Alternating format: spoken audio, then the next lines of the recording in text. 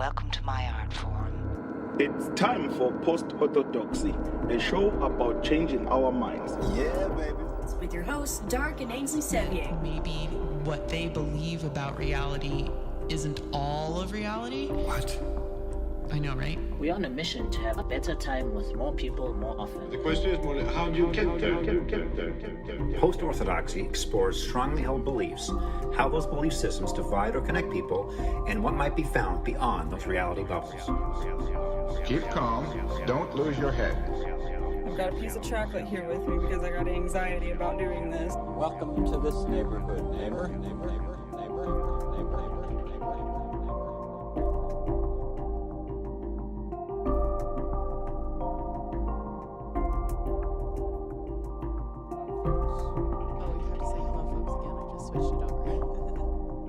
Wait, I have to say hello and speak into the microphone. Yes. Hi. I spent the better part of this afternoon playing with a couple of our new cameras. We need a cord or two and another working tripod to get all three cameras up and running in time for our special guest on Thursday, so that you can see me and you can see Dark and you can see her. But Okay, there we are. it's a good test run so far. I feel it's been a good test run. The place looks great. Yeah, well, we're still on our regular old setup right now. We have a different plant today. Yes, because Seymour Hoffman or whatever we named Seymour him. Butts. Seymour was very thirsty. He got forgotten down here between now and our show last Yeah, Thursday. so we have this other arrangement. Sorry, Lovely Seymour. arrangement, Sorry, which- Seymour. which covers all the crap that we have. Yeah, all the cords over and in this things. area. So, Post-Orthodoxy today, we're talking, I don't really know how to say this. This is a very important topic, so I've been kind of chewing in my brain about how to even mention that we're talking. We're talking about LGBTQ stuff. LGBTQ, I don't want to just say LGBTQ issues. And we're definitely not just talking about LGBTQ people. 'Tis a month where rainbows are everywhere. Yeah, it's true. It's Pride Month. And although we've talked about LGBTQ things often on Post-Orthodoxy, it's one of those things that wafts through just like history or politics or religion wafts through the conversations. We haven't done a full-blown show on it. This is obviously not going to be the first time that we specifically focus on the gay rights movement. I'm on being gay, like.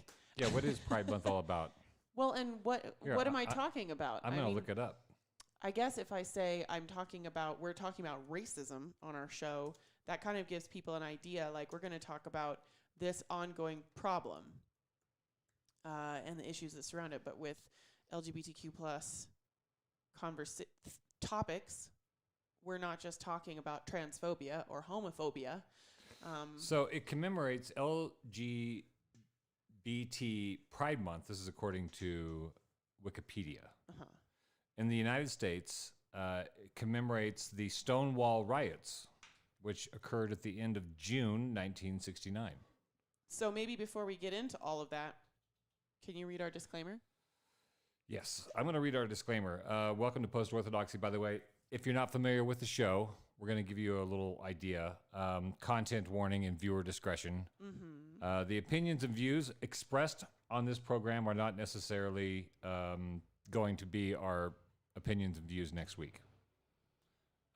Future Dark and Ainsley may not agree with present or past Dark and Ainsley. That's kind of the point of the show, is we're ranging around and looking at stuff, trying on different lenses through which to see the world. It's true, and not every person wants to talk about the things that we're talking about. Right. You know what I'm saying? Like, not every person has the energy or wants to spend the energy to talk about the things that we want to talk about. Some people are just living their lives and dealing with their own things that are going on in their lives, and that's fine. And Dark and I just happen to have the capital of not having children. the capital of not having to worry about our bills so much right now. And also having both grown up in cults and had to change our minds drastically in order to become free in our own brains, we're both very, very driven to explore fringe topics and things you're not supposed to ask questions about and stuff that not everybody talks about. Controversial items. Like, we're I don't want to say it's juicy, but there's it's very rewarding. To me, it feels very rewarding to talk about difficult subjects. Some people find it very exhausting or scary to talk about difficult subjects, and that's fine. And for some people, much like with the racism conversation, it is not the responsibility of people of color to talk about anti-racism. The work of anti-racism is on white people. The work of anti-racism is not on people of color. To educate white people about why white people should care? Exactly. Or even to be that friend that explains racism. Don't go to your people of color friends, your friends of color, and say, hey, I want to be anti-racist. How can I be a good ally? Go to Instagram and follow an anti-racist hashtag. Follow some Black Lives Matter hashtag. Follow some businesses of people of color hashtags. Follow people of color therapy hashtags. Read books by people of color. There are a lot of really great books on these subjects you can find on Instagram and online. And there's the 13th Amendment documentary on Netflix. Yeah, you could know about the issue. You could, without putting the emotional energy and the psychological burden onto your friends who have already spent energy their whole lives dealing with racial issues in the U.S. And much the same when we discuss LGBTQ plus topics and issues.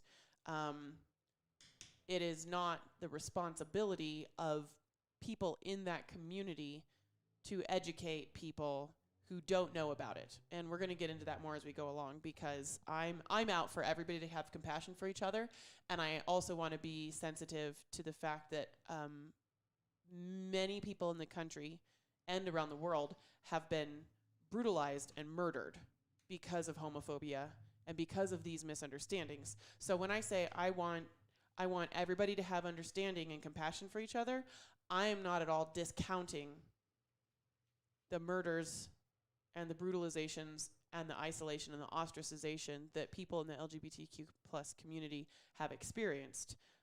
And I am also acknowledging at the same time that there are tons and tons of people who have never even talked about gender expression or ever even heard somebody use these terms in regular society, maybe grew up in a completely straight community with completely straight friends and completely straight coworkers and completely straight relatives. As far as they knew. As far as they knew.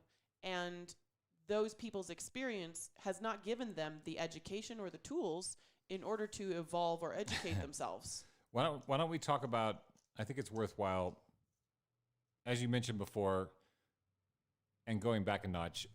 Yeah. We're going to go back and forth. We're going to go back and forth. Mark French gave a review. He's been doing video responses after he watches an episode of Post-Orthodoxy. And I was talking to him on the phone yesterday, and he was saying, he was giving me some wows about the things sometimes you say and the things sometimes I say. And he was like, wow, you guys are saying those things. And I sometimes take for granted that we are social extremophiles. Yes. And we swim in waters that might be uncomfortable for other people to swim in. And so we always do try to be somewhat cognizant of maybe the gap between our perception of things and what might be considered default world perceptions or status quo perceptions. Sometimes those things can be jarring. When I just say something, blah, blah, blah, and people are like, oh my God, he said that thing. How could you I don't always know what those things are. Right. Because I swim in these waters all the time. So that's kind of the purpose of the disclaimer, is that Ainsley and I are here exploring ideas for a large part of what we're doing on the show. For our education and for the education of people that we care about. We use often our own lives of having been raised in actual cult-like cult environments, being conditioned under a cult reality. And getting out of that is sort of it's like if you've never traveled out of your hometown, the rest of the world doesn't make much sense. Yeah.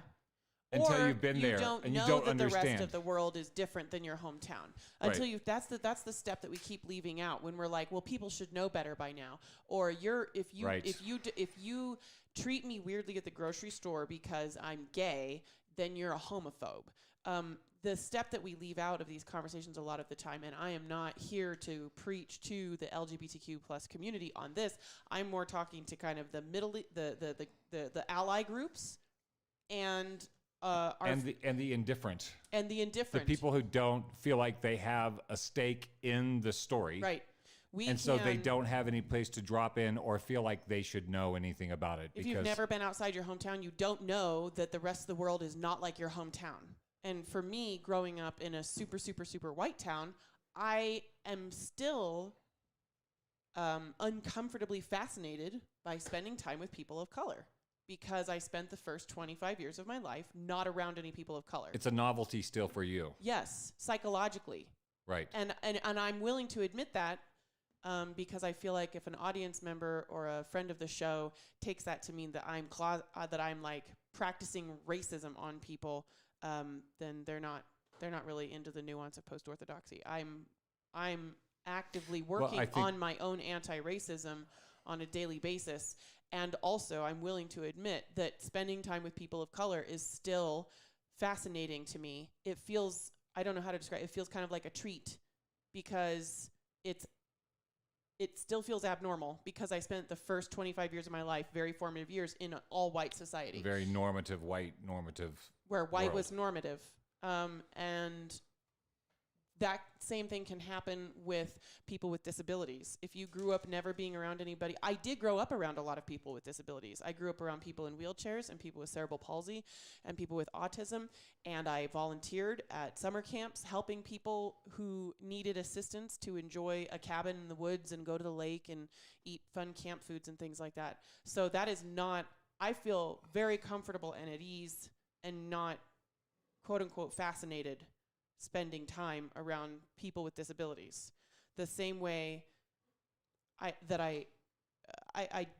feel comfortable around people of color, but I am also sort of have this in the back of my mind, kind of like, ooh, brown skin. There is difference. There's difference. I notice the difference in a way that if I'd grown up in the South, I wouldn't notice the difference as much. This show is actually an extension or a sort of replacement for the first show that we did with Mokai Malope, which was copacetic conversations. And one thing that we dealt with a lot is because Mokai was dealing with a lot of people on Facebook Messenger who were excited to talk to somebody from the other side of the world, who were here in Butte. He met them at bars and he continued these relationships with people via Facebook Messenger while he was here and then back in South Africa.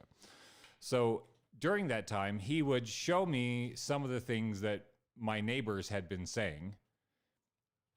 And those things out of context could be taken to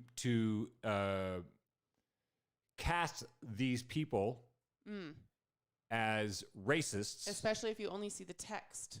Which is probably true. They probably are racist, but that's where Mokai continually went back to the idea, is this malevolent racism or is it benign racism? That's sort of a concept that you and Mokai came up with because doing these conversations, because we're dealing with rapid shifts. Some people in this country have grown up knowing about or being gay their whole lives. And many, many, many, many, many people have not. But that doesn't mean they're homophobic. There are because they don't know anything about it. And I'm not speaking to members of the LGBTQ plus community. I'm speaking about that, speaking to the allies, and I'm speaking to the indifferent and to the people that may feel like we should just be done talking about this by now because Stonewall was what, 30, 40, 50 years ago. 52. Yes, I would love that. And also not like the internet is progressing and technology is progressing and communications are progressing, but we are not all getting the same story in this country. No. We're all getting very different stories. Especially now with our social media bubbles. And super partisan news sources. So, lefty news sources are very inclusive of racial issues and LGBTQ plus topics. Righty news sources are not. They tend to play up anxiety, fear around those topics. If they talk about it at all. If they talk about it at all. Or they find the most extreme edge of the narrative and present it as the main push of the narrative. So I brought up the idea of malignant versus benign racism because I think this is in a hyper-partisan world where to be a Democrat, you almost are encouraged to hate anybody who supports Republicans and vice versa. Yes. It's not enough to have ideological differences. It's actually moved into more of a prejudice and a hatred. And this is an idea, I don't know if I talked about this before on the show. I think maybe I mentioned it. Prejudice versus what? The idea, so like at one point, the systemic racism was more evident. Yes. There were signs saying colored people only or white people only. Right. So there was... We could all tell who the racists were. The systemic racism was more evident. And once that was tackled on a social level and the civil rights movement occurred, then you could no longer be overtly racist and still be in step with the larger society.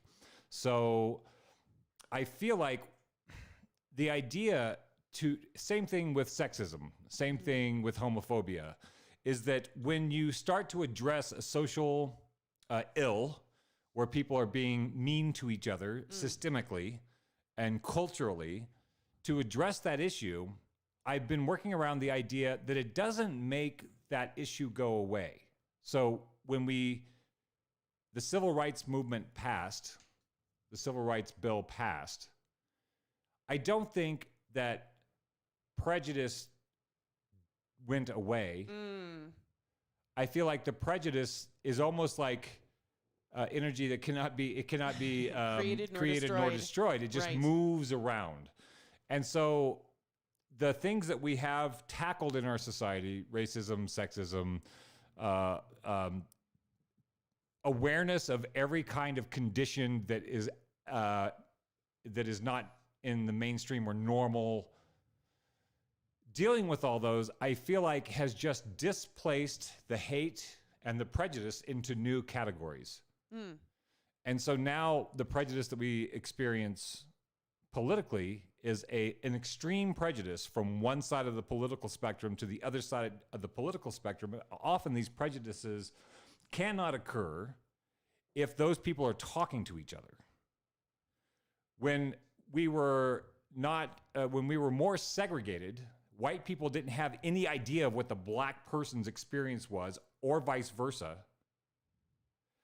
because there was not the opportunity to have that experience without suffering some kind of social repercussions. Right. You couldn't talk to each other. So how do you understand if you are not exposed to the experience?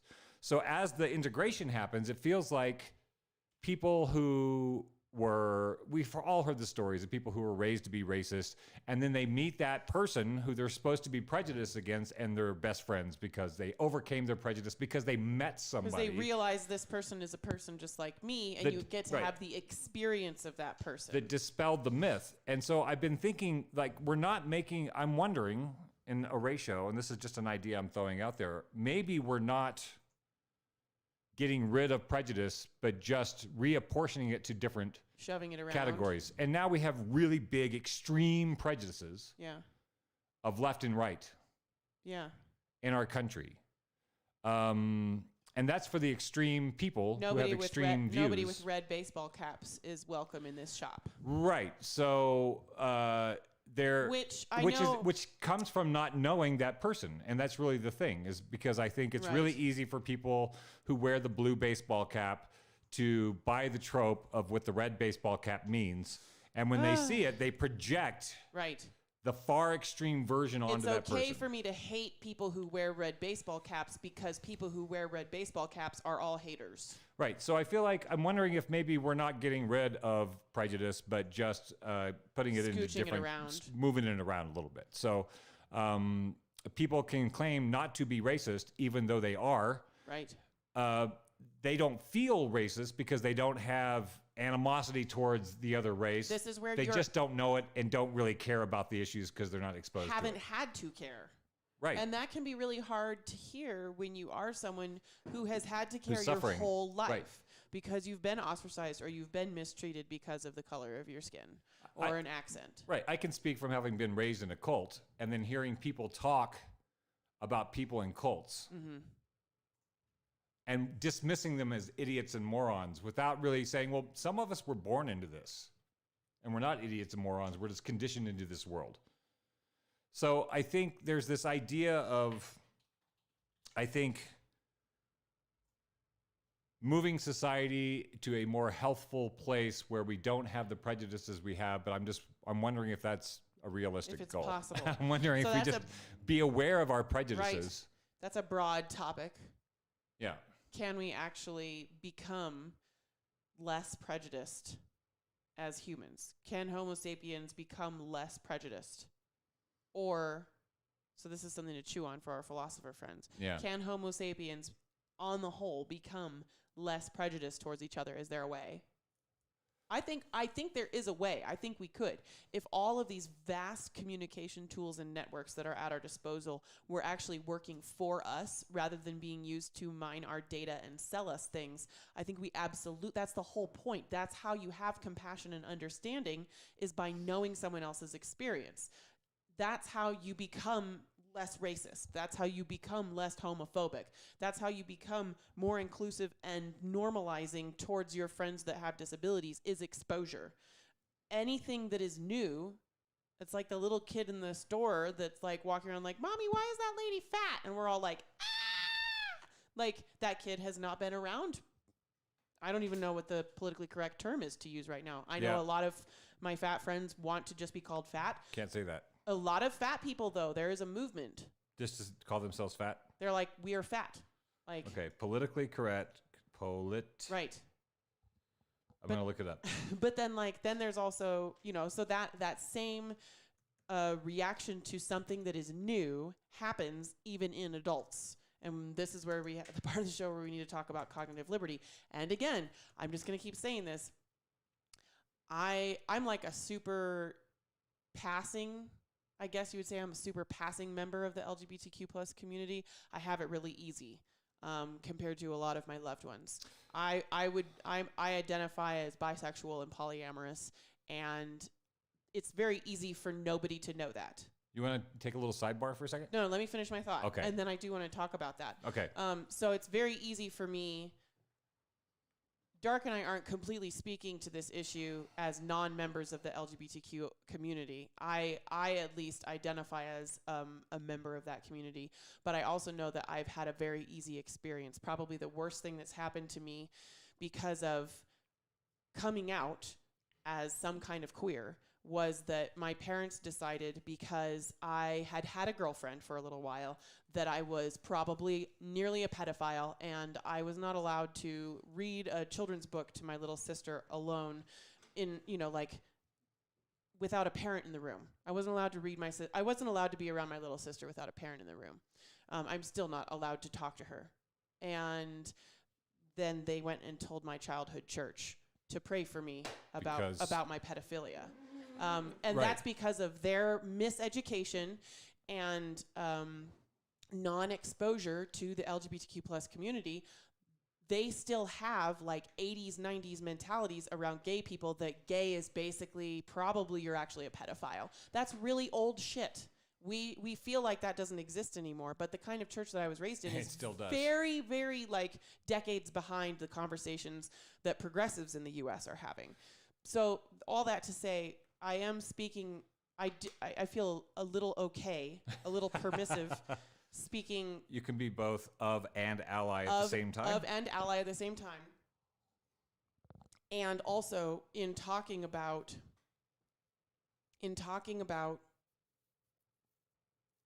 how education and patience is necessary for all of us to be having a more equitable time with each other. I'm not trying to get LGBTQ plus people to do that. Right. Well, so as we said at the beginning of the show, Pride Month was really meant to be in commemoration of the Stonewall, what they called the Stonewall Riots in New York in 1969. And so as a historical event, I find that an interesting juncture in the story. So, by the way, Ainsley has horrible allergies. It's not COVID. So I can see people out there in the audience putting on masks just watching you cough.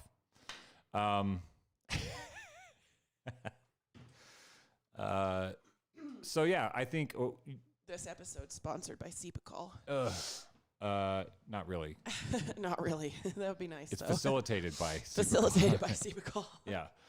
Do you want to take this? I was going to talk about fat people, but and what not to call them. Yeah, we can do a little sidebar. Let's do that real quick because I just looked it up. The first thing that comes up is the website, The Conversation, academic rigor, journalistic flair. And the article is changing the terminology to people with obesity. Okay, that's the thing right now. Well, this is the full article. Changing the terminology to people with obesity won't reduce stigma against fat people. Yes, because it frames it from the perspective that it's outside the norm, that there's a person inside the obesity that is not the obesity. Right. This suggested language change is based on the idea obesity is a disease to be cured and fat people are not a natural part of the world. Right, exactly. Yes. This serves to reinforce stigma rather than prevent it. Fat stigma can harm people's physical health, mental health, and relationships. Independent of body mass index, fat stigma increases blood pressure, inflammation, and levels of cortisol in the body due to the activation of the fight or flight response. Fat stigma reduces self-esteem and increases depression. It isolates fat people, making them less likely to engage with the world. Anyway. Okay. How terminology reinforces stigma. So I guess people with obesity, weight challenged. What else? I'm not sure what the appropriate way. I think much like you're just not supposed to point into the crowd of workers and be like, hey, obese. I gave the key to that fat guy. You know, you should say, I gave the key to the guy on the left, or I gave the key to George, or I gave the key to the guy with the brown hair, or I gave the key to the guy holding the lunchbox. You know what I'm saying? Yeah. There's a really wonderful video of Triumph, the little puppet rubber dog, Triumph, the insult comic dog who has a cigar. He goes to a very liberal university in the East and talks to people about political correctness. It's a very politically correct fascinating. Group of people who are very aware of political correctness. Yeah. And then during the thing, he has a fat gay black man come in and steal some candy and leave. And then he asks everybody to bring in a sketch artist and say, can you describe the thief? The thief. To a he asked the hyper progressive audience to do that. To describe a fat gay black man who came and stole the candy. Oh my gosh. And nobody could say anything. Right. Because they'd been so entrained that you cannot describe somebody by those things. You can't see those things. Right. We don't see those things, so it was an invisible person that came in and stole this. This is a touchy subject. What are the things that are most going to get people to stop ever listening to you ever again? Talking about Israel and Palestine, talking about 9/11. Yes. Talking about LGBTQ community as if you have a right to talking about say anything. Talking about vaccines. Yeah. Like these are That's just a sure way to get completely canceled from a large proportion variety of groups. Yeah. These are things that we can keep not touching on very much on Post-Orthodoxy, and I'm not sure what our approach will ever be if we do address these issues. Well, I wanted to really help build this season before we burn it down. So the flames are more evident. Right. Kevin Olson says, W.E. Du Bois wrote that the people of African descent should not trust white liberals. He thought that they were well-meaning, but often caused more problems because they did not have the experience. Right. You brought up something interesting when you were out doing on the ground reporting for the Capitol Hill Occupy protest. And then we also spent an afternoon in Portland at the Black Lives Matter encampment outside the federal building in Portland. And after those points, you've been kind of collecting observations as we drive around various parts of the country, and the most Black Lives Matter signs are in the whitest neighborhoods. Yeah. Which is very interesting. Yeah. It's a virtue signal. Well, it is somewhat a virtue signal. Yeah. I think it's also somewhat, please don't burn down my building. I think it was used that way. I saw that in Seattle. It was definitely, I think part of it was, please don't burn down my building. And then I think also a part of it is potentially, if we want to try and think of the positive, like I think a part of it is that it's not Black people's jobs to talk about Black Lives Mattering. What do you mean? It's not their job to defend themselves anymore. Well, they shouldn't have to be defending themselves anymore. But they're the ones that are the story is like they're the ones that are still suffering the systemic aspect. Yeah. If you've never seen The 13th, it's on Netflix. Yep.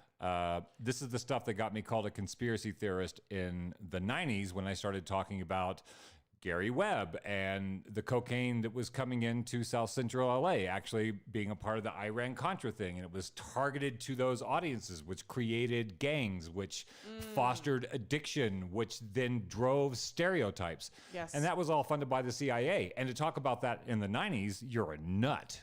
But now we know it's all true. And they left that out of the 13th. They're talking about the prison industrial complex. And the 13th Amendment.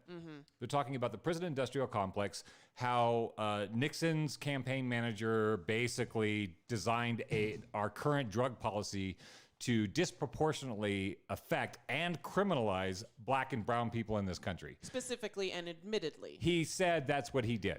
Yes. In the 90s, he said, yeah, it was a racist policy. That's what it was designed to do. And we knew it was a racist policy, and we used fear to convince the white people that it was a good idea to ban drugs. Right, and so we're still doing it. We're still using that policy. Even though we know it was designed to be racist, it's still in place. Yes. And so, yes, Black lives need to be talked about, and white people talking about Black lives is problematic. And Black people continuing to try to get people who have no idea of their experience even exists to understand the importance of changing the system. Yeah. It's really frustrating. It's frustrating on both sides because people who are living in largely white neighborhoods or upper middle class neighborhoods that are mixed don't understand what the hubbub is. Why? What's the problem? Right. Well, it's been a problem and it's been systemic and it needs to be talked about and it needs to be dealt with. Maybe a part of this benign homophobia, benign racism, benign ableism comes from just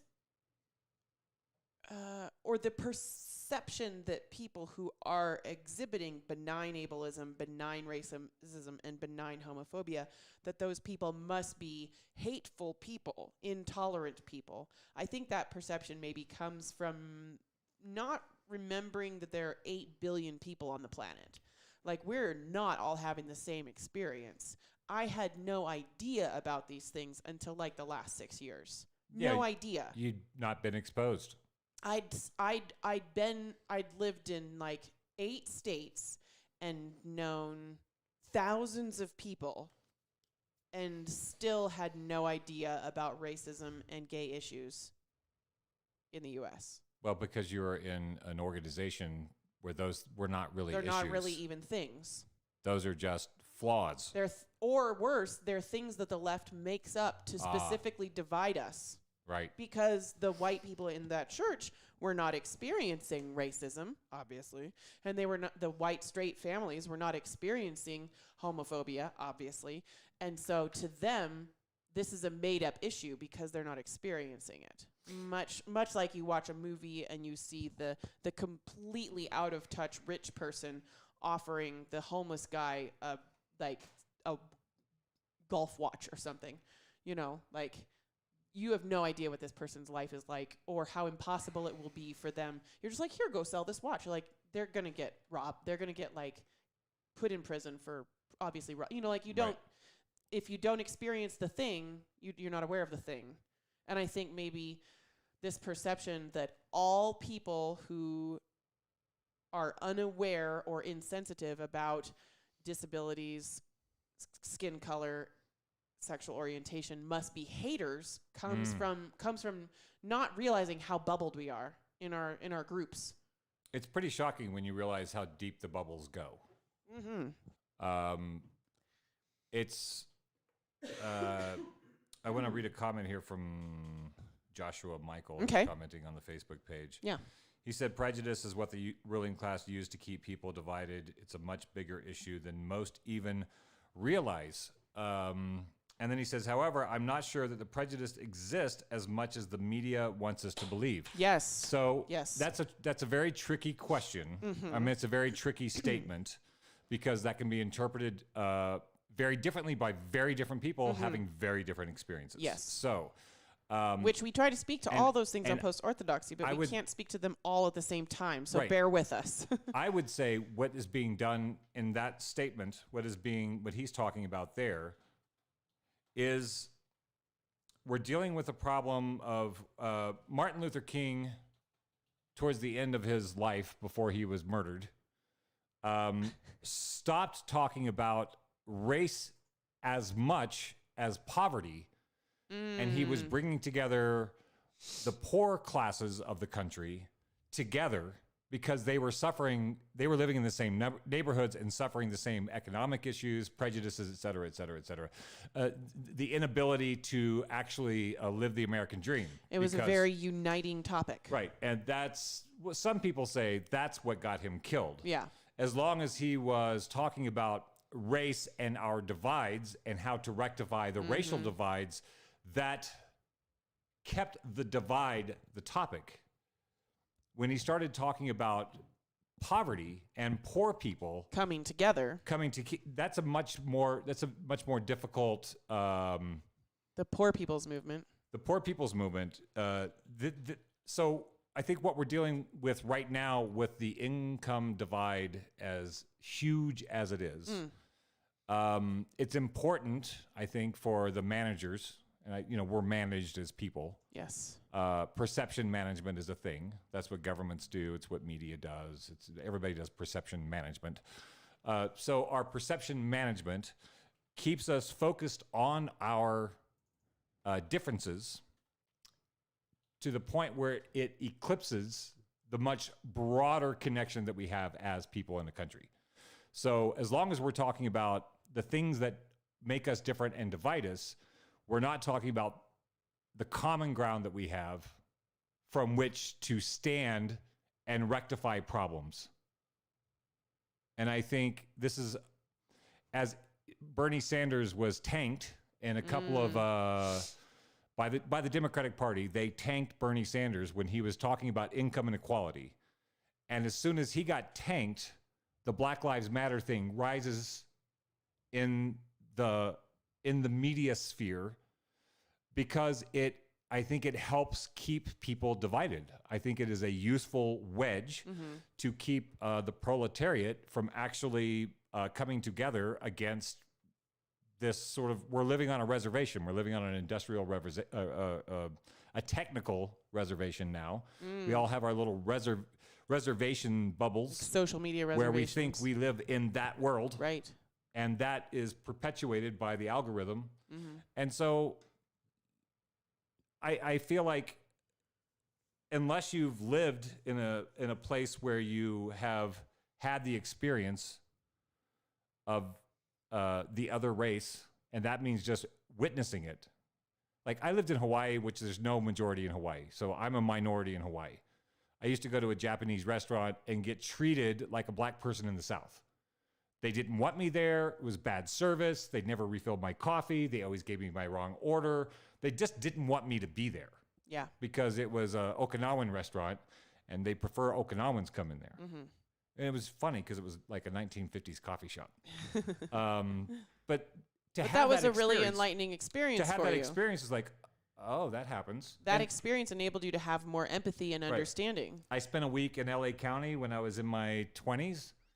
That also opened my eyes. The idea of the 13th, the idea of systemic racism, especially when it comes to the penal system, just getting everybody off the voting rolls by getting them a felony is a very real thing.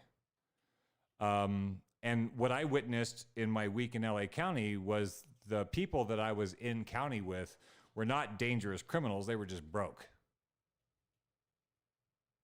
It was poverty more than anything. I saw that a meme that's been going around a lot lately that it's like if a crime, if you can get out of the consequences of your crime by paying a fee, then that is only a crime for poor people.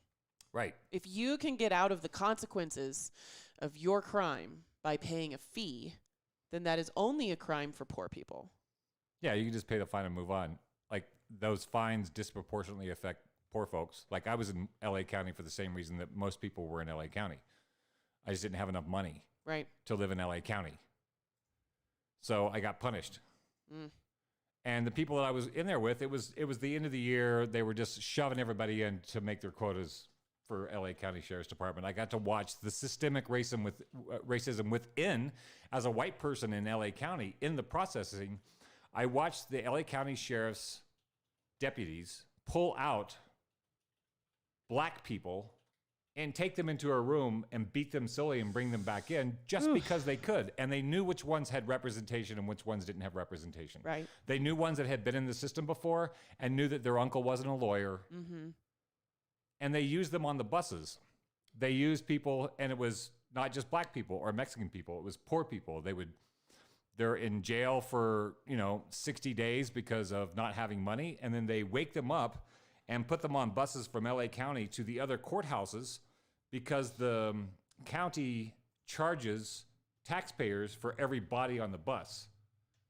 So they would wake somebody up at 4 o'clock in the morning, do the strip search, give them a lousy breakfast, put them on a bus, take them to another thing. They never saw a judge. They ate a mealy apple and a bologna sandwich, got back on the bus, don't get back to the regular jail until 10 p.m., also get checked again. And they didn't have a court date. They just were cattle that was anywhere between $75 and $200 for the LA County Sheriff's budget. That's slavery. Yeah. That's the point of the 13th Amendment documentary. Unless you were there and you saw it and you watched these guys. I mean, I had the guys telling me the story. They're like, yeah, I don't have a case in Van Nuys. We have the assumption, many people have the assumption that if you're in prison, it's because you did something wrong. And it's because you're a bad person. Right. That's privilege. Well, being poor is bad, I guess. I mean, because we've talked about this a lot, privilege. We were talking with a friend of ours over dinner about privilege recently, and he said it's honestly, he was being really honest, it's a topic that he struggles with because he had to work his butt off growing up, and his dad had to work his butt off, and they all worked. I'm white. Where's my privilege? Like, they worked their butts off. They had to work really hard. Shit was hard. So I don't like the word privilege.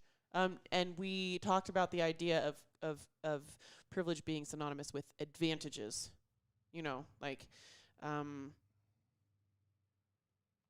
Like you have advantages other people don't or something. I don't know. There was a different word that he thought. But privilege doesn't mean things are easier for you.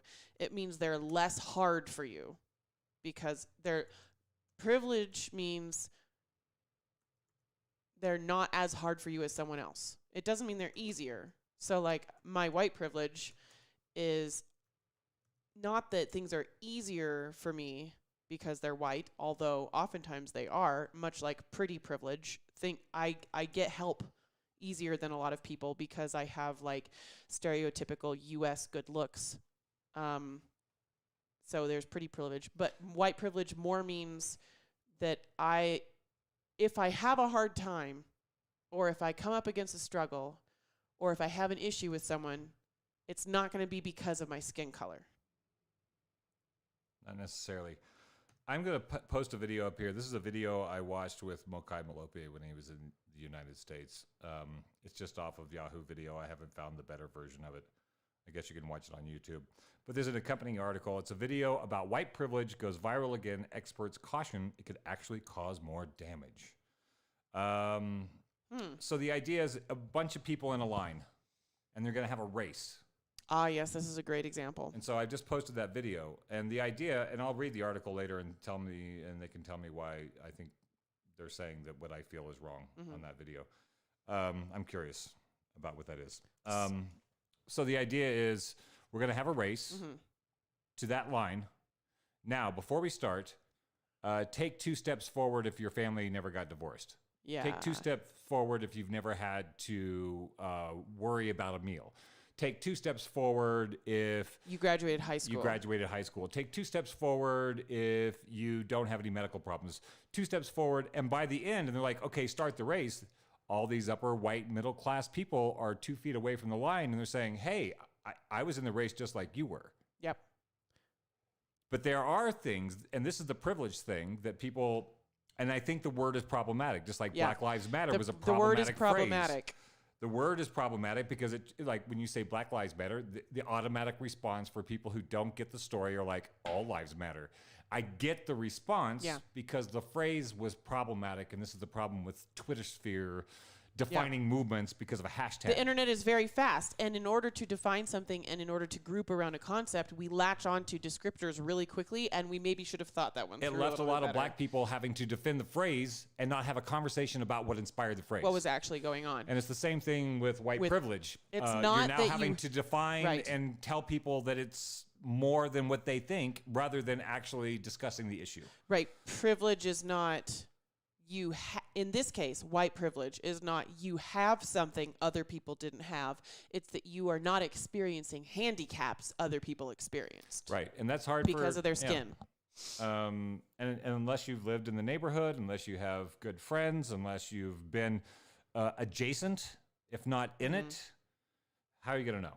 Right. So yeah, you're a racist, but you're not a malevolent racist. You just don't know why it matters because it doesn't matter to you. Right. Anna tuned in. She says she really likes this video that you posted, and she's bringing up a metaphor, and we'll just touch on this a little bit and then go back to the LGBTQ plus conversation because I want to keep we're just trying to talk about parallel conversations to kind of diffuse high emotions around not just saying, don't be a homophobe, we're done, you know? Like, we got to have a more nuanced conversation than that. We can't just be like, y'all bitches, don't be homophobes, that's all. There's more shit that we got to talk about because people are not having the same experiences in this country or on this planet. There are 8 billion people all having completely different educations and experiences, and we got to have conversations. And I don't mind using my energy to have those conversations. I understand it is not on members of the LGBTQ plus community to have conversations around these issues and on education. But I'm willing to do it. And so Anna says about the Black Lives Matter phrase. So here's the phrase, Black Lives Matter. This is a positive phrase. This phrase is saying Black Lives Matter. Yes. If you didn't know the context, if you did not know what was going on, if you had no idea about systemic racism, if you did not know about the prison industrial complex, if you did not know about busing and all these other things, then you see the phrase Black Lives Matter and you're like, that's like saying like sunflowers matter, like all flowers matter. Like it's a positive phrase. Black Lives Matter is an uplifting positive phrase. A lot of the metaphors that were used to try to explain Black Lives Matter to the All Lives Matter movement, much like this one that Anna... Movement. Reaction. Yeah, reaction. Yeah. Are like this one that Anna's bringing up, and forgive me, I forget if it's Anna or Anna. So Anna says, person A says, my leg is broken, and person B says, what about my leg? And then person A says, well, but your leg isn't broken. So saying my leg is broken is saying there is a problem with my leg, which is not the same thing as saying certain people's lives are important. Black Lives Matter, the phrase itself, disconnected from any experience of the racial issues in this country, the phrase is saying certain people's lives are important. Of course the reaction would be all people's lives are important, what is going on? Yeah, it was an unfortunate If we had come up with a phrase, that was actually the phrase raised awareness of the suffering, such as my leg is broken or my house is on fire. Mm-hmm. That's another one of the metaphors was like, my house is on fire. And they're like, well, but all houses matter. And it's like, yeah, but mine is on fire. Black Lives Matter, the phrase is not saying the house is on fire. So much energy around the Black Lives Matter movement was having to defend having to really explain bad that hashtag, phrase. a bad hashtag. Yeah. That's really what it was. That hashtag trended, and it wasn't the best. Because it's not talking about there being a problem. Well, and the people thing, talked about the hashtag and not the problem. Yeah. and the hashtag is a problem. Black Lives Matter Right. is a problem because it's not saying the same thing as my leg is broken. Right. It's not saying this country is fucked. It's not saying black people are being treated like shit. It's not saying we are not equal. It's saying some people's lives are important. Yeah. And if you break it down to its grammatical basis, of course the reaction for people who have no idea what's going on racially because they are not experiencing it and have not experienced it for generations, they're going to be like, well, but everybody's lives are important. So I think this is an important thing to break down. So cut it out and throw it online and get me in trouble. But like, we got to talk about it. The cultural zeitgeist, the issues that caused hashtag Black Lives Matter to come up got obfuscated by the hashtag. By people arguing about that phrase. Yes. And that's a problem. Yeah. That's unfortunate. It's unfortunate. And again, it's like if you want to be really cynical and think about human management, it's an ideal way to fuel divide by promoting a problematic phrase. Which is what a lot of our friends... Which eclipses the problem that needs to be addressed. Yes. That the phrase has now become a problem of its own. For people who don't understand the issue, as we're saying. Yes. So not to beat a dead horse on that. Well, I mean, that's how Bernie Sanders got his important points across, was saying them over and over again for 8 years. The same things. And having come from, and we'll bring it back around, having grown up in a massive church that truly believes the most loving thing you can do for a gay person is try to convince them to not be gay so that they will not suffer forever in hell. I had no idea. I spent 25 years having no idea. No experience, no awareness, no idea. Not of racial issues, not of gay issues. Right. And there are thousands and thousands and millions of people that also have no idea. We have to remember the bubbles that we live in. This is one of the most important things about our post-Orthodoxy conversations is we have to become aware. Those of us that have the cognitive privilege to get to know ourselves and get to know our environment and get to know the conversations that we're having, we have to become aware of the bubbles that we live in so that we can actually help heal the rifts in society. We can't just be like, well, I have always been aware of gay issues and racial issues, so people who don't think the same thing that I do about those things obviously are haters and racists. We can't do that. It's unproductive. We can't. I mean, we should not. We should not be doing that. Yeah. If we have the cognitive privilege to self-evaluate and self-reflect and become aware of our environment and become aware of who do you talk to all the time and what do I read all the time and what are the other people in the country reading. It's not most racism and homophobia is not because that person was born hating gays and hating black people.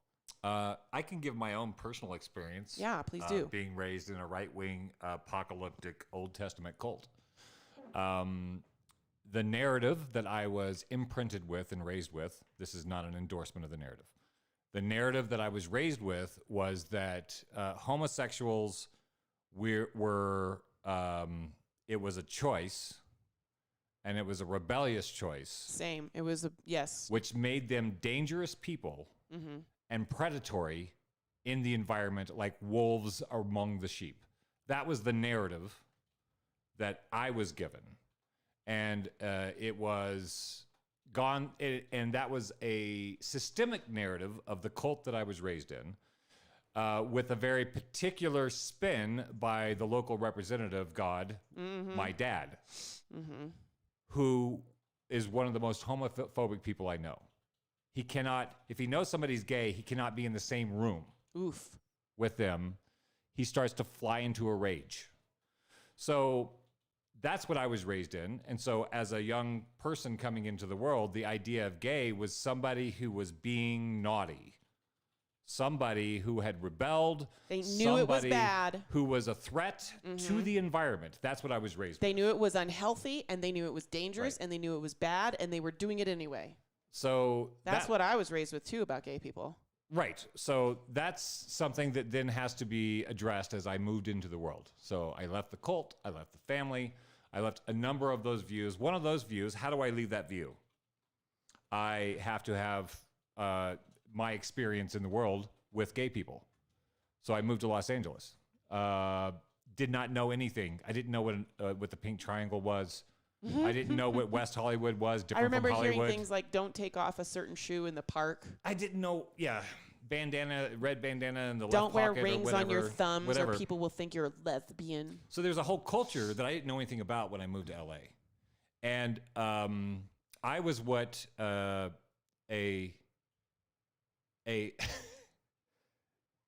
self-described predatory gay man was. I was what he called chicken. So chicken are basically... So you're not a self-prescribed predatory... No. Some other guy This guy in a Maserati that went around picking up chicken.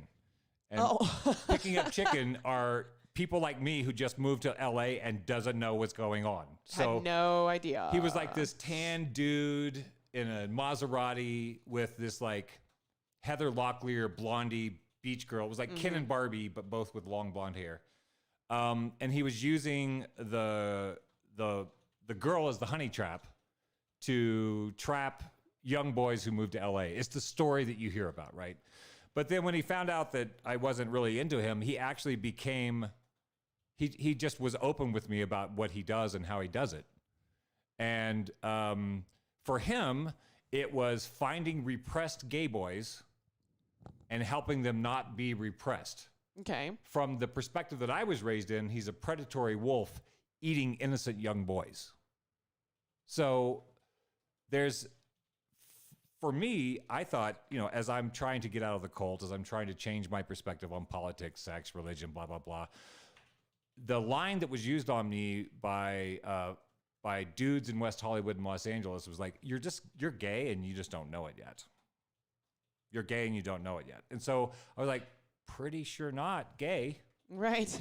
But then I was like, after a while, I'm sort of like, maybe I'm really repressed. Right. Maybe I can't admit to myself, because that's the narrative. Right. Was that for survival, people have to not be gay, right, or they can get killed where they're being raised. So that's still happening in this country. That's amygdala protection. The amygdala goes, I have these feelings. I will now not say those feelings. I will actually have, I think, some of the people who are most homophobic that I've met, I have a sense they're probably gay. Yeah. I don't think that's a trope for no reason. It's not a trope for no reason. It's really the amygdala going into overdrive to protect themselves. And so you front being super not gay. Because otherwise something horrible would happen to you. To protect yourself. Yeah. So for me, after a while, I was like, okay, maybe I'm just super. So after doing a lot of neurochemical experimentation and trying to figure out how to get my head on straight and get out of a cult, I thought, well, maybe I'm really gay and I just don't know it yet. So I'm just going to try to be gay. Because that was the story. Right. Right. You gave it a college try. You just decided to be gay. Did you ever kiss a guy? No. But you thought long and hard. What did you think about? Well, I had to think. I'm like, okay. You did a thought experiment. Thought experiment. Like, okay, if I had to bang somebody I know, who would I bang? A male. A male. Like, if I had to bang, so I'm just trying to see how deeply repressed I am. You were willing. I was willing to I really wanted to make sure I wasn't closeted. Deeply closeted. Yeah. Right. Yeah. So I thought, okay, who would I bang that I know? And it was probably the girliest guy that I knew. Right. The most feminine. The most feminine. Yes. Who was totally heterosexual, but had a well-integrated feminine side. Yeah. And a neat freak, had nice long hair. Oh. And was really kind. Right. Oh. It was just I guess I give up. Honey. I know, I gave up.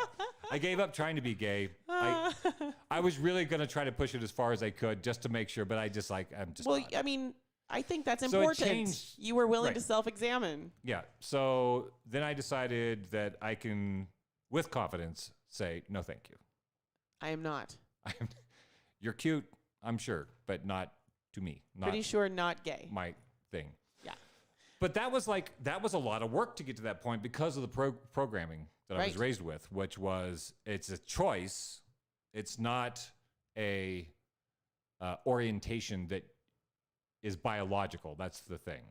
And I still don't know what the science is on. Is it biological? Is it sociological? There's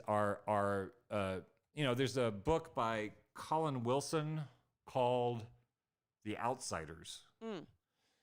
And he looks at sexual deviance in all kinds of animal groups.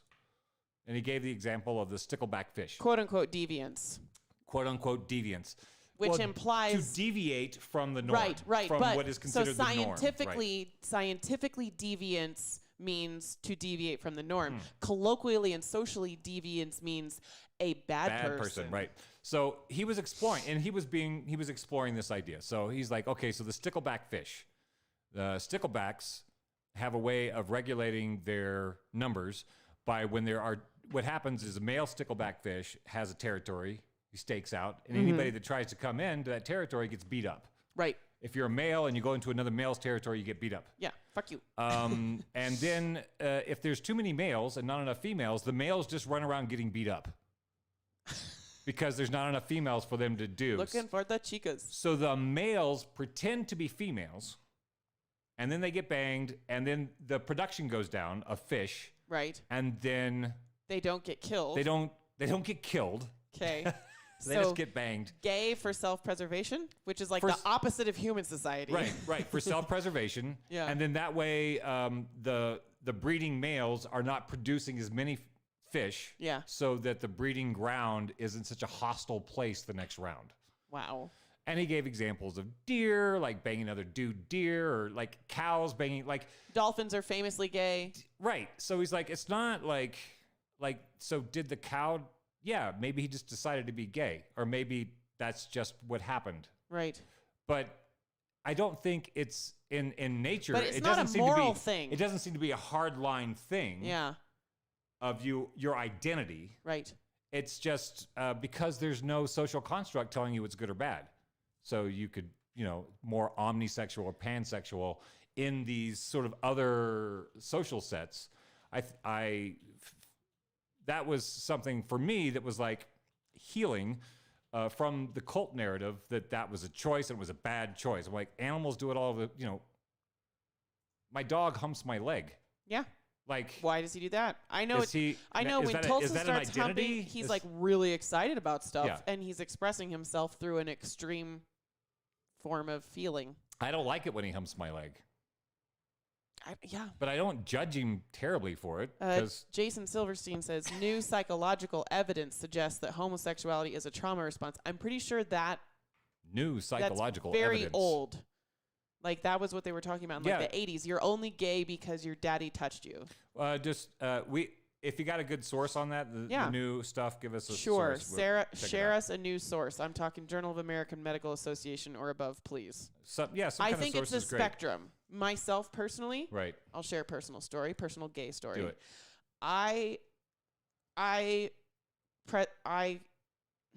It's harder than I thought.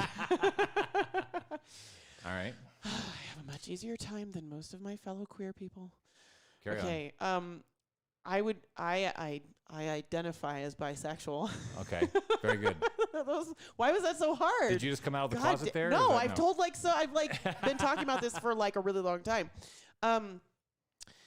And I do think a large part of my fascination and delight in the female body is from growing up unnaturally divorced from not only my own body, but anybody else's bodies. I had an extremely bizarre and damaging sexual non-education and imprint, and a completely isolationist experience of human bodies growing up. My friends and I would go into different rooms to change into our swimsuits when we were little kids, as early as I can remember. There was no mutual nudity. There was no changing in the same room. Right. This was my experience. My younger siblings have not had as quite a closeted and isolationist experience of human bodies. You know, like my sisters shared a room for a long time. They would change in the same room as each other. Like they took showers while the other person was doing makeup and stuff. But like when I was growing up, you would go into the bathroom clothed, lock the door, do your stuff, and then come out of the bathroom clothed. You didn't walk from the bathroom to the bedroom wrapped in a towel to go put lotion on and then get dressed.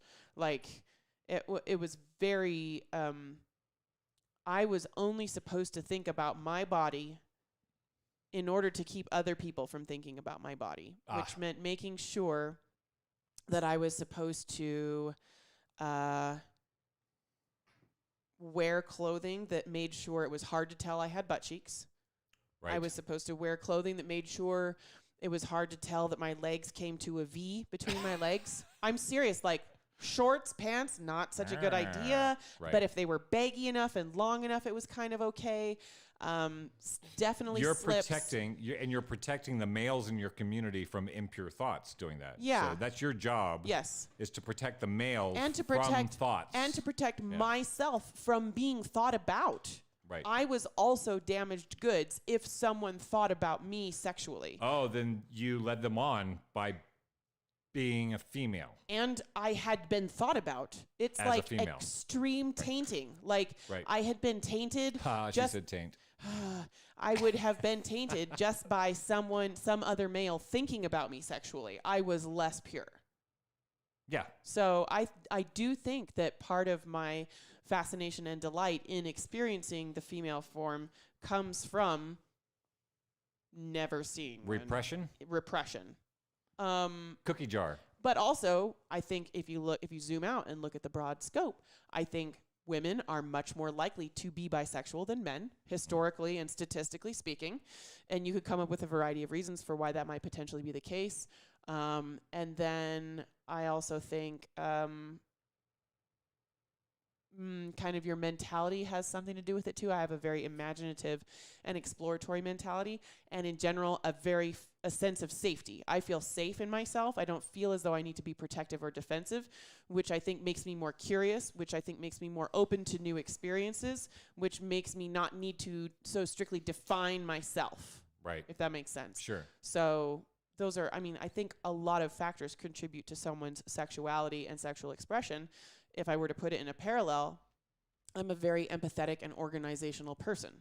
I think I'm very empathetic and organizational because I grew up in a chaotic environment where I never knew what my mother was thinking, and our household was constantly changing. So it's your trauma superpower. It's a trauma superpower. Now, does that mean I am actually empathetic or organizational?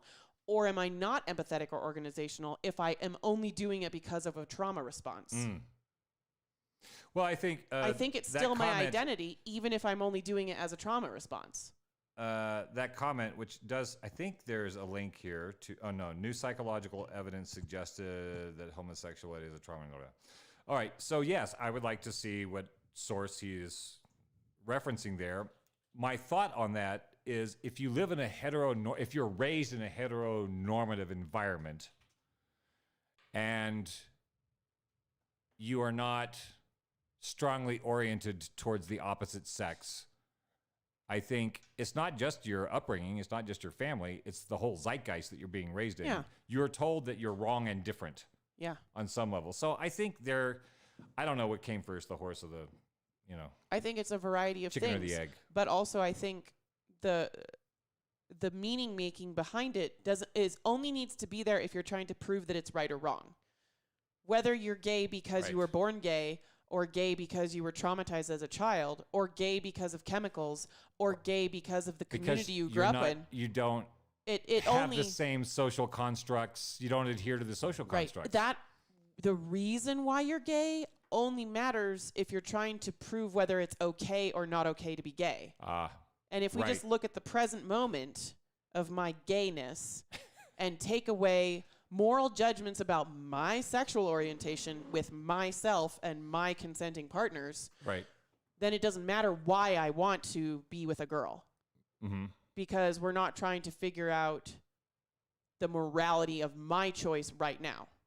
I think a lot of the arguments trying to explain where gay comes from, what's the motivation behind that? What's the motivation behind trying to figure out where gay comes from? Because if we can prove that it comes naturally when you're born, then nobody can tell us we can't be gay. And if you can prove that it happens because of trauma, then nobody can tell you that they get to be gay even though it's wrong. That the gay agenda is then just exploiting people's traumas. Exactly. That would be the other side of the... And let's keep having those arguments. Let's keep swapping science journals and personal experiences. Axel said that she's felt very girly her whole life and had a happy childhood with her brothers and sisters. And people didn't say stop doing that? No. I mean, not enough to make them feel guilty. This is just one comment that she posted. Right. Growing up with my awesome brother and sister and my mom said I was very girly since I was 2. So, like, that's a different experience than the one that I had. I think we all have different experiences, but I also think the drive behind where gay comes from, and I'm just using gay because I started getting exhausted of saying LGBTQ+. Yeah, it's a lot. It's a mouthful. So forgive me. The argument of trying to figure out where gay comes from is only something we try to do to try to prove whether it's okay to be gay or whether it's not okay to be gay. Can we like come up with something that's, can we kind of, I think gay and then LG, how did it start out? How many letters were there in the beginning? Wasn't it Gay, GL for a while? It was just GL for a while? Gay and lesbian, GL. And then as you start why adding... did they change it to LG? I don't know. Gay, lesbian... And then bisexual. Lesbian, gay, bisexual... Transgender. Trans. LGBT, transgender, queer.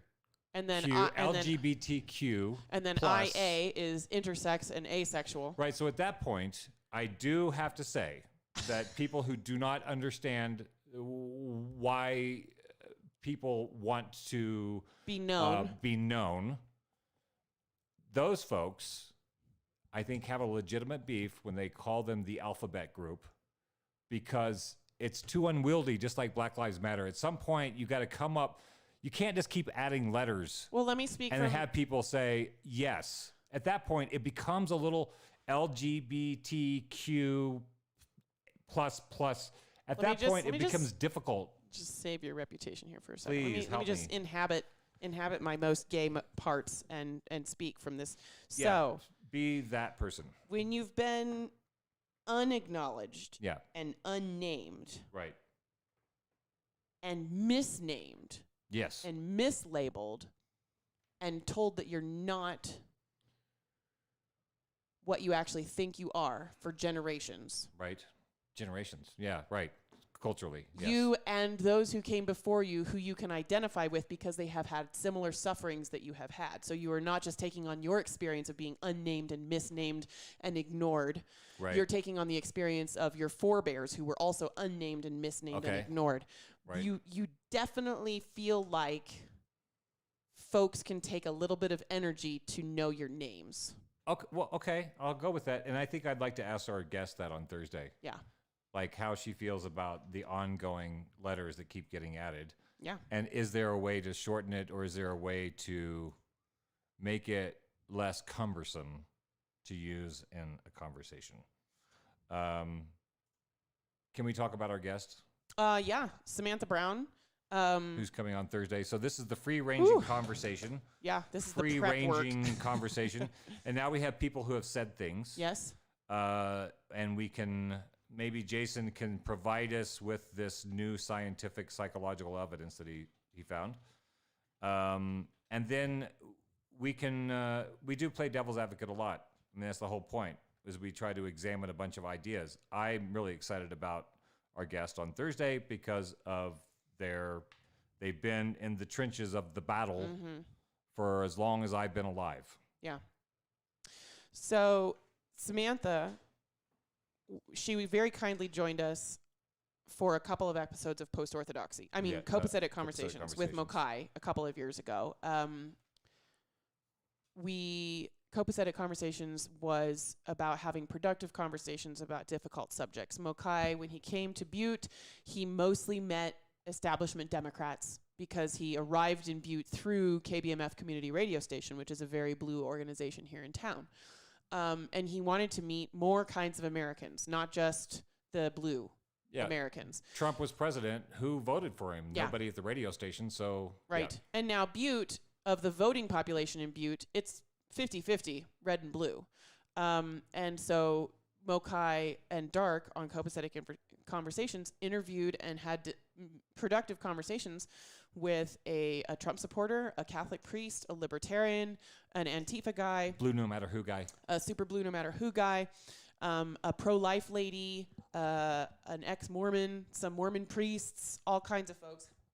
Mormon elders. Mormon elders, sorry. Yeah. And then we started doing live shows where we would set up with an audience in a local bar and have these conversations. You're going to have to take this over and talk about when Samantha joined us because I have to go cough. Okay, so yes, we had Samantha on the show to talk about, oh geez, the microphone just fell. Mokai, coming from South Africa, the trans realm is invisible mostly.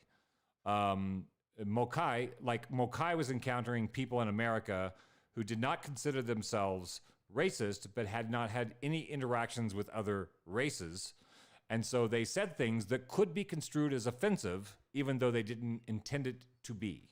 So Mokai, coming from South Africa, who has zero exposure to anybody trans, he had questions. And Samantha was one of several people who were kind enough to come on the radio show and in a live show over at at 51 Below. I always call it Area 51. At 51 Below to have a live show and discussion where Samantha and a few other two other people came on who were trans to ask the dumb questions. Mokai asked the dumb questions, and because Mokai was being a foil for people who grew up here, who know that that's a thing, but don't have any exposure. And so they have questions, but they don't want to ask the questions because it might expose how... Because shouldn't we be over this by now? Or they don't want to ask the questions because it might expose how much they don't know, and they don't want to be seen as being ignorant of the cause that they support, but they don't know how to find out about the cause that they support because it would expose their ignorance. It's this feeding cycle. Right. So, and if you really cared, you would know by now. Right. Samantha was kind enough to come on and answer the dumb questions. Yeah. And it was a great conversation. And people got to sit in the audience and pretend that they knew that all along. So we're going to have Samantha on the show. So I have Samantha's bio here I want to read to folks. Okay. We'll see if I make it through it. She says, born in the southern Shasta area of Oregon in a small conservative logging town, raised conservative and Jewish, at a young age was noticed to have what was considered bad tendencies of being very feminine. From the age of 6 and 7, my parents put me into inpatient conversion therapy in a mental institution. Wow. Through a series of drugs and electroshock therapies that did not change me, I became fearful of authority figures, parents, doctors, etc. My family moved to Nevada, and with both parents working, I gained a renewed freedom. A few years later, at 13, with the help of the gay movement, I ran away to New York. I was never able to attend even 1 year of high school because I was a runaway. I worked under the table doing makeup and hair with my new community and family. After the revenge mobs and gay bashings of 1989 took the lives of the family that had built around me, I joined the gay movement angry and vengeful. From there, I got my GED, joined the military, and with the help of the gay community, went to college for 7 years while working as a lobbyist and activist.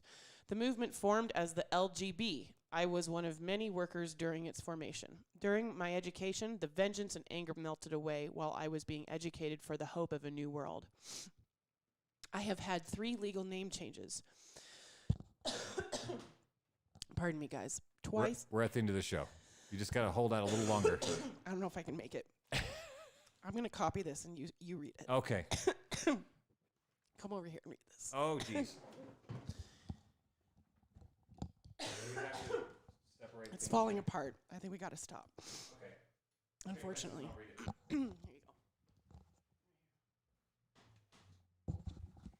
All right. We're calling in what do you call that? Stand-in? Where do we start? I've had 3 legal name changes, twice changed for protection, the third one by choice. Samantha LaFaye Brown. While fighting for the rights to be human/American, I was severely injured 9 times by those who would oppose. I spent 9 years in a wheelchair from the last one. After 3 back surgeries, I was able to walk again. I emerged into a new world, yet with the same fight. I stand and fight for those who cannot. I give, dream, and hope for those who have not the ability to do so for themselves as much as I am able. History is written by those who were not there. I have learned that changing laws will only go so far. Laws don't educate or protect people. People protect, educate people. Education from one another, I believe, is the key to living in a more free, safer world. So Samantha LaFaye Brown will be our guest Thursday on Post-Orthodoxy from 5 o'clock till... Whenever it fizzles out. Whenever people are satisfied with the conversation and the dialogue. I think we got to do another show because we didn't get to talk about the gender unicorn. I had diagrams I wanted to share. I didn't even really get to share a lot of my own personal experiences. Right. Like, I want to talk with people more about this. And I did absolutely no prep for the show, and we killed an hour. And now we're... we killed my voice is what we killed. Yeah. I really appreciate everybody who tuned in, and I apologize for all the horrible noises that I'm making in the background. It's hay fever season, or... Everything's blooming, and it's horrible. Is it hay fever? And cottonwoods and I don't know what it is. Blossoms on the trees and You're stuff. having a hard time. Okay, so you're a trooper for getting through here. So go down to the OBS logo at the bottom of the screen, and you're gonna hit the stop streaming button for us when you feel like the time is right. Is that like the Asian symbol thing? It's the the ninja star symbol. Okay, very good. And what do I click? Well, Stop. when we're ready, when we're Stop ready. Streaming? Not yet. Oh my God. So I feel like this is really truncated. I'm so fired up about this conversation, and I feel like we've laid some really good groundwork. And I want to just come back tomorrow and do another hour. I don't know when we'll do it. If you guys have a favorite time that you could tune in, post what time works best for you to join a conversation during your day. I guess I sort of assumed people wouldn't be as available during working hours, but I think I'm starting to realize that most people do their social media stuff during quote unquote working hours. Right. So if you want to just post your time and what time zone you're in that would work for you, and I really appreciate everybody that participated this afternoon. Yeah, and I want to thank everybody who participates after the show is over. We've had some really good dialogues with people, really good information that has been added to the Facebook feed. We would like to let everybody know that we are also we're live streaming on Facebook, also on Twitch, also on YouTube. There's a lot of people who don't do Facebook. Those are places where you can see our live stream and also participate in dialogue with our past shows because we have a comment section. Yeah. Or if I sent this show, the notice about this show to several of my friends in the community, just being like, look, I know it's not your job to educate and help people come to an understanding of what's going on.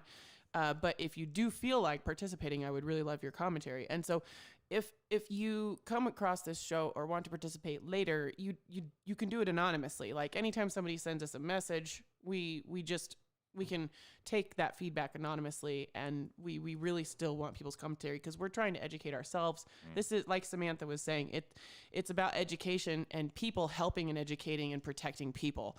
And I think that's probably definitely what Post-Orthodoxy is out to do. Yeah, the laws only go so far. Laws don't change people's feelings or prejudices. Mm-hmm. People have to do that.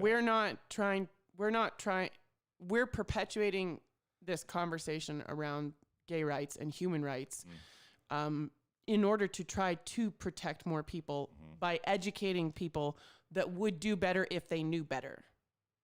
There are still millions of people that would do better if they knew better. And I have not given up hope. And I know some people might need to move on from educating folks who don't know better. Mm-hmm. And I get that. Yeah. But I'm willing to spend some energy on it. And so, thanks for participating in the show and in the dialogue. Yeah. And we will be, looks like the conversation may continue on. Yeah, absolutely. after the show is over, and there will be people who will be watching the show in the next few days and also continuing to the dialogue. Thank you for everybody who participates. And the way we're doing season 2 is Monday is a free range on a topic, and Thursday is somebody who knows more about it than us, generally speaking. So we're looking forward. Or in this case, has more right to say, more right to speak to it because of their experience. Right. So thanks for being a part of the show. We've gone over the hour.